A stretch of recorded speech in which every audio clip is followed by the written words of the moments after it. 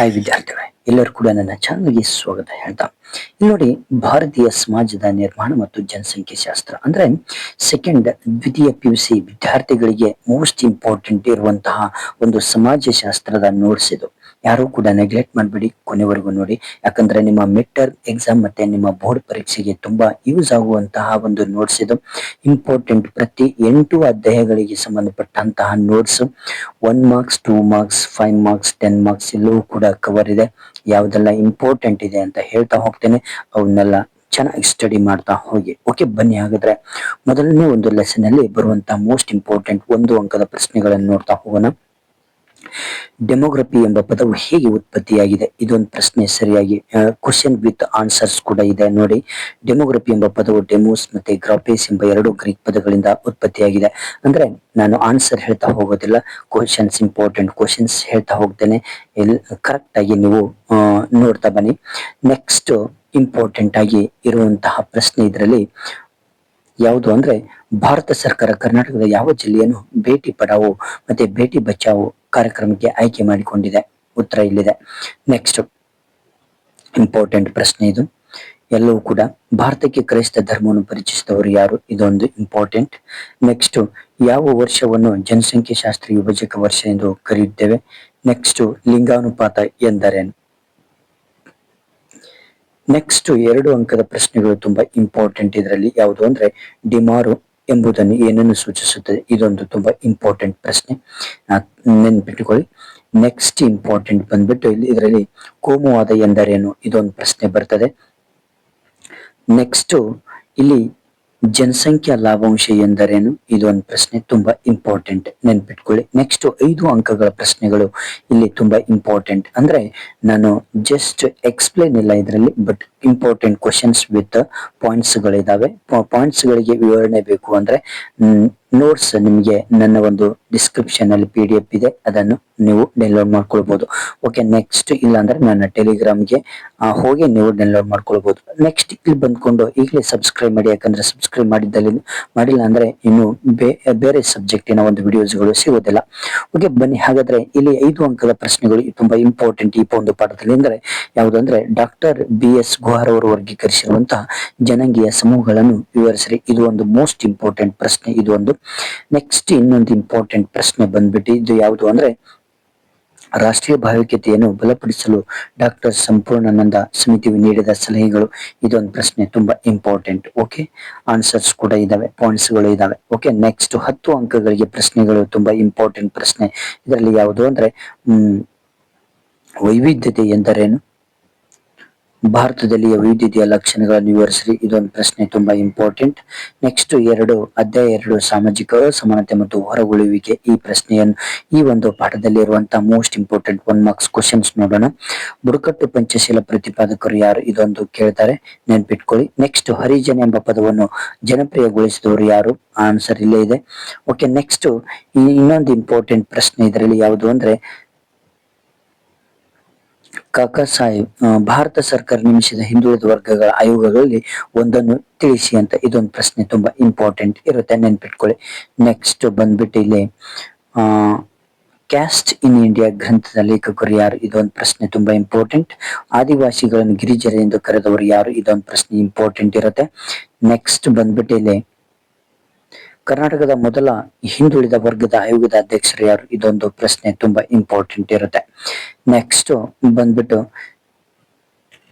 ಪಕ್ಕಾಹಾರ ಎಂದರೇನು? ಕಚ್ಚಾಹಾರ ಎಂದರೇನು? ಇದನ್ನು ಕೇಳುವುದಿಲ್ಲ, ನೋ ಪ್ರಾಬ್ಲಮ್. ನೆಕ್ಸ್ಟ್ ಯಾವ ರಾಜ್ಯದಲ್ಲಿ ಹೆಚ್ಚಿನ ಒಂದು ಸಂಖ್ಯೆ ಪರಿಶಿಷ್ಟ ಜಾತಿ ಜನರಿದ್ದಾರೆ ಅಂದ್ರೆ ಉತ್ತರ ಪ್ರದೇಶ. ಇದೊಂದು ತುಂಬಾ ಇಂಪಾರ್ಟೆಂಟ್. ನೆಕ್ಸ್ಟ್ 2 ಅಂಕಗಳ ಪ್ರಶ್ನೆಗಳಿದು. ಇಲ್ಲಿ ಇಂಪಾರ್ಟೆಂಟ್ ಜಾತಿಯ ಒಂದು ವ್ಯಾಖ್ಯಾನವನ್ನು ಇದು ಮಾಡಿ. ಕನ್ನಡದ 2 ಪ್ರಬಲ ಜಾತಿಗಳನ್ನು ಹೆಸರಿಸಿ. ಒಕ್ಕಲಿಗರು ಮತ್ತು ಲಿಂಗಾಯತರು. ಇವು ತುಂಬಾ ಇಂಪಾರ್ಟೆಂಟ್ ಪ್ರಶ್ನೆ ಇದು, ಯಾಕಂದ್ರೆ ಕನ್ಫ್ಯೂಸ್ ಮಾಡ್ಕೊಂಡು ತಪ್ಪು ಬರೆಯುವಂತಹ ಅವಕಾಶ ಇರುತ್ತೆ. ನೆಕ್ಸ್ಟ್ ಬಂದ್ಬಿಟ್ಟು ಇಲ್ಲಿ ಇಂಪಾರ್ಟೆಂಟ್ ಪ್ರಶ್ನೆ ಯಾವುದು ಅಂದ್ರೆ, ಜಾತಿ ವ್ಯವಸ್ಥೆಯ ಬದಲಾವಣೆಗೆ ಕಾರಣವಾದ ಅಂಶಗಳು 2 ಅಂಶಗಳನ್ನು ತಿಳಿಸಿ. ಇದೊಂದು ಪ್ರಶ್ನೆ ಬರುತ್ತೆ. ನೆಕ್ಸ್ಟ್ ಭಾರತೀಯ ಒಂದು ಬುಡಕಟ್ಟು ಪಂಗಡಗಳ ಯಾವ್ದಾದ್ರು 2 ಸಮಸ್ಯೆಗಳನ್ನು ತಿಳಿಸಿ. ಇದೊಂದು ಪ್ರಶ್ನೆ ಬರುತ್ತೆ, ನೆನ್ಪಿಟ್ಕೊಳ್ಳಿ. ಓಕೆನಾ. ನೆಕ್ಸ್ಟ್ ಬಂದ್ಬಿಟ್ಟು ಇಲ್ಲಿ ತುಂಬಾ ಇಂಪಾರ್ಟೆಂಟ್ ಪ್ರಶ್ನೆ ಯಾವುದು ಅಂದ್ರೆ, ಕರ್ನಾಟಕದ ಯಾವ್ದಾದ್ರು ಎರಡು ಪರಿಶಿಷ್ಟ ಪಂಗಡಗಳನ್ನು ತಿಳಿಸಿ, ಇದೊಂದು ಪ್ರಶ್ನೆ ಬರುತ್ತೆ. ಭಾರತದ ಎರಡು ಹಿಂದುಳಿದ ವರ್ಗದ ಆಯೋಗಗಳನ್ನು ತಿಳಿಸಿ, ಇದೊಂದು ಪ್ರಶ್ನೆ ಬರುತ್ತೆ. ನೆಕ್ಸ್ಟ್ ಇಲ್ಲಿ ಇಂಪಾರ್ಟೆಂಟ್ ಯಾವ್ದಂದ್ರೆ ಜಾತಿ ವ್ಯವಸ್ಥೆಯ ಬದಲಾವಣೆ ಕಾರಣವಾದ ಯಾವ್ದಾದ್ರು ಎರಡು ಶಾಸನಗಳನ್ನು ತಿಳಿಸಿ, ಇದೊಂದು ಪ್ರಶ್ನೆ ಬರುತ್ತೆ. ನೆಕ್ಸ್ಟ್ 5 ಅಂಕಗಳ ಪ್ರಶ್ನೆಗಳು ಯಾವುದು ಅಂದ್ರೆ ಇಂಪಾರ್ಟೆಂಟ್. ಬುಡಕಟ್ಟು ಪಂಚಶೀಲ ತತ್ವಗಳನ್ನು ವಿವರಿಸ್ರಿ, ಇದು ತುಂಬಾ ಇಂಪಾರ್ಟೆಂಟ್, ಇದೊಂದು ಬರ್ತದೆ ಈ ಪಾಠದಲ್ಲಿ. ನೆಕ್ಸ್ಟ್ ಬಂದ್ಬಿಟ್ಟು ಇಲ್ಲಿ ಸ್ವತಂತ್ರ ಭಾರತದಲ್ಲಿ ಜಾತಿ ವ್ಯವಸ್ಥೆಯಲ್ಲಿ ಪಾತ್ರದಲ್ಲಿನ ಅಥವಾ ರಚನಾತ್ಮಕ ಬದಲಾವಣೆಗಳನ್ನು ತಿಳಿಸಿ, ಇದೊಂದು ಪ್ರಶ್ನೆ ತುಂಬಾ ಇಂಪಾರ್ಟೆಂಟ್ ಇರುತ್ತೆ ಇಲ್ಲಿ. ನೆಕ್ಸ್ಟ್ ಇದೊಂದು ತುಂಬಾ ಇಂಪಾರ್ಟೆಂಟ್. ಪರಿಶಿಷ್ಟ ಪಂಗಡಗಳ ಸಮಸ್ಯೆಗಳನ್ನು ವಿವರಿಸ್ರಿ, 7 ಪಾಯಿಂಟ್ಸ್ ಗಳು ಇದಾವೆ, ಇವುಗಳನ್ನು ಕೂಡ ಚೆನ್ನಾಗಿ ಸ್ಟಡಿ ಮಾಡಿ. ನೆಕ್ಸ್ಟ್ ಇಂಪಾರ್ಟೆಂಟ್ 10 ಅಂಕದ ಪ್ರಶ್ನೆಗಳಲ್ಲಿ ತುಂಬಾ ಇಂಪಾರ್ಟೆಂಟ್ ಅಪ್ಪ ಅಂದ್ರೆ ಇದೊಂದು ಡಾಕ್ಟರ್ ಸಾಂಪ್ರದಾಯಿಕ ಜಾತಿ ವ್ಯವಸ್ಥೆಯಲ್ಲಿನ ಲಕ್ಷಣಗಳನ್ನು ವಿವರಿಸ್ರಿ ಅಂತ ಇರುತ್ತೆ. ಇದು ಬರ್ಲಿಲ್ಲಪ್ಪ ಅಂದ್ರೆ ನೆಕ್ಸ್ಟ್ ಬರೋದು ಯಾವುದು ಅಂದ್ರೆ ಕರ್ನಾಟಕ ರಾಜ್ಯದ ಹಿಂದುಳಿದ ವರ್ಗಗಳ ಆಯೋಗಗಳನ್ನು ವಿವರಿಸ್ರಿ. ಟೋಟಲ್ 5 ಆಯೋಗಗಳಿದಾವೆ. ಮತ್ತೆ ಈ ಶಾಶ್ವತ ಹಿಂದುಳಿದ ಆಯೋಗಗಳು ಮತ್ತೆ 6 ಬರ್ತದೆ, ಅದು ತುಂಬಾ ಇಂಪಾರ್ಟೆಂಟ್, ಇದನ್ನೊಂದು ಓದ್ಕೊಳ್ಳಿ. ನೆಕ್ಸ್ಟ್ ಅಧ್ಯಾಯ 3 ಒಳಗೊಳ್ಳುವಿಕೆ ತಂತ್ರಗಳು. ನೋಡಿ ಇಲ್ಲಿ ಅಸ್ಪೃಶ್ಯತೆಯನ್ನು ನಿಷೇಧಿಸಿರುವಂತಹ ಸಂವಿಧಾನ ವಿಧಿ ಅಥವಾ ಕೊಲುಮು ಯಾವುದು, ಇದೊಂದು ಕೇಳ್ತಾರೆ. ನೆಕ್ಸ್ಟ್ ಇದೊಂದು ಪ್ರಶ್ನೆ ತುಂಬಾ ಇಂಪಾರ್ಟೆಂಟ್. ನೆಕ್ಸ್ಟ್ ಇನ್ನೊಂದು ಯಾವ್ದಂದ್ರೆ ಕರ್ನಾಟಕದಲ್ಲಿ ಸೋಲಿಗರ ಅಭಿವೃದ್ಧಿಗೆ ಶ್ರಮಿಸುತ್ತಿರುವ ಸಂಘಟನೆ ಯಾವುದು, ಇದೊಂದು ಪ್ರಶ್ನೆ ಬರುತ್ತೆ. ನೆಕ್ಸ್ಟ್ ಗಾಂಧೀಜಿಯವರು ಅಸ್ಪೃಶ್ಯತೆಯನ್ನು ಹೋಗಲಾಡಿಸಲಿಕ್ಕೆ ಪ್ರಾರಂಭಿಸಿದ ಪತ್ರಿಕೆ ಯಾವುದು ಅಂದ್ರೆ ಹರಿಜನ ಪತ್ರಿಕೆ, ಇದೊಂದು. ನೆಕ್ಸ್ಟ್ ಮೂಕ ನಾಯಕ ಒಂದು ಪತ್ರಿಕೆಯನ್ನು ಪ್ರಾರಂಭಿಸಿದವರು ಯಾರು, ಇದೊಂದು ಪ್ರಶ್ನೆ ಬರುತ್ತೆ, ನೆನ್ಪಿಟ್ಕೊಳ್ಳಿ. ನೆಕ್ಸ್ಟ್ ಬಂದ್ಬಿಟ್ಟು ಇಲ್ಲಿ ಬಹಿಷ್ಕೃತ ಹಿತಕಾರಣಿ ಸಭಾ ಎಂಬ ಸಂಘಟನೆ ಸ್ಥಾಪಿಸಿದವರು ಯಾರು, ಇದೊಂದು ಪ್ರಶ್ನೆ. SEWA ವಿಸ್ತರಿಸಿ, ಇದೊಂದು ಪ್ರಶ್ನೆ ತುಂಬಾ ಇಂಪಾರ್ಟೆಂಟ್, ನೆನ್ಪಿಟ್ಕೊಳ್ಳಿ. ಓಕೆ, ನೆಕ್ಸ್ಟ್ ಇನ್ನೊಂದು ಯಾವ್ದಪ್ಪ ಅಂದ್ರೆ ಇದರಲ್ಲಿ ತುಂಬಾ ಸಾರಿ ಕೇಳಿದಾರೆ ಆಲ್ರೆಡಿ ಇದನ್ನು ನೋಡಿ. ನಬಾರ್ಡ್ ಅನ್ನು ವಿಸ್ತರಿಸಿ, national bank of agriculture and rural development, ಇದೊಂದು ಗ್ಯಾರಂಟಿ ಬಂದೇ ಬರ್ತದೆ. ನೆಕ್ಸ್ಟ್ SKDRDP ಅನ್ನು ವಿಸ್ತರಿಸಿ, ಶ್ರೀ ಕ್ಷೇತ್ರ ಧರ್ಮಸ್ಥಳ ಗ್ರಾಮೀಣ ಅಭಿವೃದ್ಧಿ ಯೋಜನೆ, ಇದೊಂದು ಪ್ರಶ್ನೆ ಬಂದೇ ಬರ್ತದೆ, ನೆನ್ಪಿಟ್ಕೊಳ್ಬೇಕು. ನೆಕ್ಸ್ಟ್ ಸ್ತ್ರೀ ಶಕ್ತಿ ಎಂದರೇನು, ಇದೊಂದು ಪ್ರಶ್ನೆ ಬರುತ್ತೆ. ನೆಕ್ಸ್ಟ್ 5 ಅಂಕದ ಪ್ರಶ್ನೆಗಳಿಗೆ ತುಂಬಾ ಇಂಪಾರ್ಟೆಂಟ್ ಪ್ರಶ್ನೆ ಯಾವುದು ಅಂದ್ರೆ ಮಹಿಳಾ ಸಬಲೀಕರಣದ ಕಾರ್ಯತಂತ್ರಗಳನ್ನು ವಿವರಿಸ್ರಿ, ಇದೊಂದು ಪ್ರಶ್ನೆ ಬರಬಹುದು. ನೆಕ್ಸ್ಟ್ 10 ಅಂಕದ ಪ್ರಶ್ನೆಗಳು ತುಂಬಾ ಇಂಪಾರ್ಟೆಂಟ್ ಯಾವುದು ಅಂದ್ರೆ ಪರಿಶಿಷ್ಟರ ಒಂದು ಉನ್ನತಿಗಾಗಿ ರಚಿಸಲಾದಂತಹ ಸಂವಿಧಾನಾತ್ಮಕ ಕ್ರಮವನ್ನು ವಿವರಿಸ್ರಿ, ಇದೊಂದು ಪ್ರಶ್ನೆ ಬಂದೇ ಬರ್ತದೆ. ಅಧ್ಯಾಯ 4 ಅಲ್ಲಿ ನೋಡೋಣ, ಭಾರತ ಕುಟುಂಬ ವ್ಯವಸ್ಥೆ. ಇದು 1 ಅಂಕದ ಪ್ರಶ್ನೆಗಳನ್ನು ನೋಡೋದಾದ್ರೆ ಇಲ್ಲಿ ಇಂಪಾರ್ಟೆಂಟ್ ಅವಿಭಕ್ತ ಕುಟುಂಬದ ಯಜಮಾನ ಯಾರು, ಇದು ಒಂದು ಪ್ರಶ್ನೆ ಬರುತ್ತೆ. ನೆಕ್ಸ್ಟ್ ಭಾರತದ ಅವಿಭಕ್ತ ಕುಟುಂಬವನ್ನು ಮಹಾಮನೆ ಎಂದು ಕರೆದವರು ಯಾರು, ಇದೊಂದು ಪ್ರಶ್ನೆ ಬಂದೇ ಬರ್ತದೆ. ನೆಕ್ಸ್ಟ್ ಇನ್ನೊಂದು ಪ್ರಶ್ನೆ ಯಾವುದು ಅಂದ್ರೆ marriage and family in India ಎಂಬ ಗ್ರಂಥ ಬರೆದವರು ಯಾರು, ಇದೊಂದು ಪ್ರಶ್ನೆ ಬಂದೇ ಬರ್ತದೆ. ಓಕೆ, ನೆಕ್ಸ್ಟ್ ಬಂದ್ಬಿಟ್ಟು ಇಲ್ಲಿ ಅವಿಭಕ್ತ ಕುಟುಂಬದ 2 ಪ್ರಕಾರಗಳನ್ನು ತಿಳಿಸಿ, ಇದೊಂದು ಪ್ರಶ್ನೆ ಬರುತ್ತೆ. ನೆಕ್ಸ್ಟ್ 2 ಅಂಕದ ಪ್ರಶ್ನೆಗಳು ಅವಿಭಕ್ತ ಕುಟುಂಬವನ್ನು ವ್ಯಾಖ್ಯಾನಿಸಿ, ಇದೊಂದು ಪ್ರಶ್ನೆ. ಅವಿಭಕ್ತ ಕುಟುಂಬದ 2 ಲಕ್ಷಣಗಳನ್ನು ವಿವರಿಸ್ರಿ, ಇವು ಎಲ್ಲವೂ ಕೂಡ ತುಂಬಾ ಇಂಪಾರ್ಟೆಂಟ್ ಪ್ರಶ್ನೆಗಳು, ನೆನ್ಪಿಟ್ಕೊಳ್ಳಿ. 5 ಅಂಕದ ಪ್ರಶ್ನೆಗಳು ಇವು. ಅವಿಭಕ್ತ ಕುಟುಂಬದ ಗುಣಲಕ್ಷಣಗಳನ್ನು, ಇದು ತುಂಬಾ ಇಂಪಾರ್ಟೆಂಟ್, ನೆನ್ಪಿಟ್ಕೊಳ್ಳಿ. ನೆಕ್ಸ್ಟ್ ಅವಿಭಕ್ತ ಕುಟುಂಬದ ಅನಾನುಕೂಲಗಳು ಕೇಳಬಹುದು, ಪ್ರಯೋಜನಗಳನ್ನು ಕೇಳಬಹುದು, ನೆನ್ಪಿಟ್ಕೊಳ್ಬೇಕು.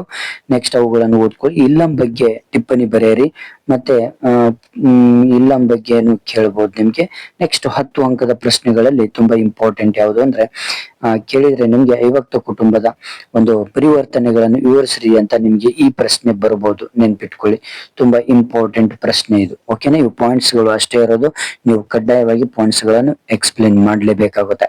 ನೆಕ್ಸ್ಟ್ ಅಧ್ಯಾಯ 5ರಲ್ಲಿ ಭಾರತೀಯ ಗ್ರಾಮಗಳ ಬದಲಾವಣೆ, ಅಭಿವೃದ್ಧಿ ಮತ್ತು ನಗರೀಕರಣ.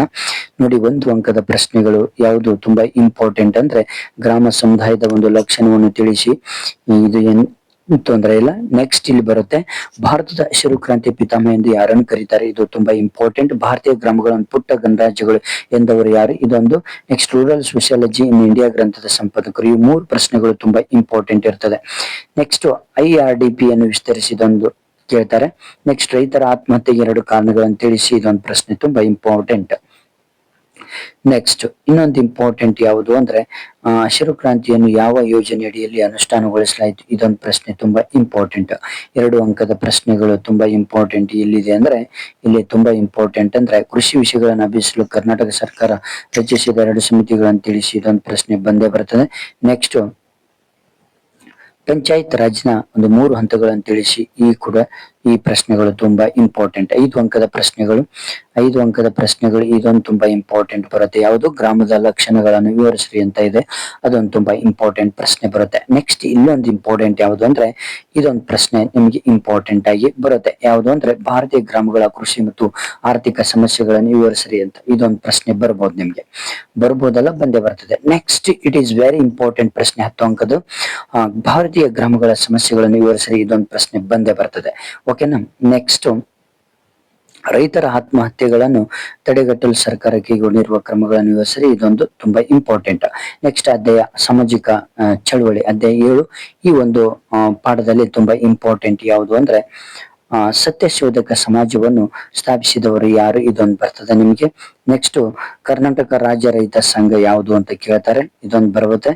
ನೆಕ್ಸ್ಟ್ ಸ್ವಗೌರವ ಅಂದ್ರೆ ಸ್ವಗೌರವ ಚಳವಳಿಯನ್ನು ಆರಂಭಿಸಿದವರು ಯಾರು, ಇದೊಂದು ಪ್ರಶ್ನೆ ನಿಮಗೆ ಬಂದೇ ಬರ್ತದೆ.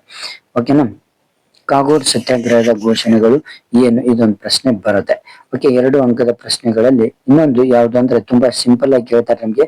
ಬಸವೇಶ್ವರರು ಸ್ಥಾಪಿಸಿದ ಒಂದು ಸಂಘಟನೆ ಯಾವುದು ಅಂದ್ರೆ ಅನುಭವ ಮಂಟಪ, ನೆನ್ಪಿಟ್ಕೊಳ್ಬೇಕು, ಇದೊಂದು ಬರ್ತದೆ. ನೆಕ್ಸ್ಟ್ ಭಾರತದ ರೈತ ಚಳವಳಿಗೆ ಕಾರಣವಾದ ಒಂದು ಪ್ರಮುಖವಾದ ಅಂಶ ಅಧಿಕ ಕಂದಾಯ ವಸೂಲಿ. 2 ಅಂಕದ ಪ್ರಶ್ನೆಗಳಿಗೆ ಸಂಬಂಧಪಟ್ಟ ಹಾಗೆ ಇಲ್ಲಿ ನೋಡಿ, ಸ್ವಾತಂತ್ರ್ಯ ಪೂರ್ವದ 2 ಮಹಿಳಾ ಸಂಘಟನೆಗಳನ್ನು ತಿಳಿಸಿ, ಇದೊಂದು ತುಂಬಾ ಇಂಪಾರ್ಟೆಂಟ್ ಪ್ರಶ್ನೆ. ಕ್ಯಾಥಲಿನ್ ಗೌ ಪ್ರಕಾರ ರೈತ ಚಳವಳಿ ಯಾವುದಾದ್ರೂ 2 ವಿಧಾನಗಳನ್ನು ತಿಳಿಸಿ, ಇದೊಂದು ತುಂಬಾ ಇಂಪಾರ್ಟೆಂಟ್ ಪ್ರಶ್ನೆ. ಓಕೆ, ಕರ್ನಾಟಕದಲ್ಲಿ ನಡೆದ 2 ರೈತ ಚಳವಳಿಗಳನ್ನು ಹೆಸರಿಸಿ, ಇದೊಂದು ಪ್ರಶ್ನೆ ತುಂಬಾ ಇಂಪಾರ್ಟೆಂಟ್.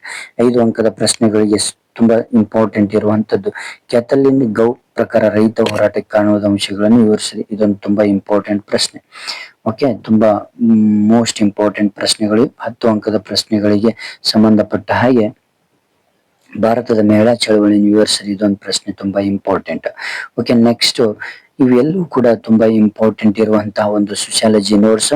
ನಿಮ್ಮ ಫ್ರೆಂಡ್ಸಿಗೆ ಕೂಡ ಶೇರ್ ಮಾಡಿ, ಹಾಗೆ ನನ್ನ ಒಂದು ಚಾನಲ್ ಅನ್ನು ಸಬ್ಸ್ಕ್ರೈಬ್ ಮಾಡಿ, ಹಾಗೆ ಇನ್ನೊಬ್ಬರಿಗೆ ಶೇರ್ ಮಾಡ್ತಾ ಇರೋದ್ರಿಂದ ಅವ್ರಿಗೂ ಕೂಡ ಹೆಲ್ಪ್ ಆಗುತ್ತೆ. Okay, thank you friends. ಮುಂದಿನ ವಿಡಿಯೋಗಾಗಿ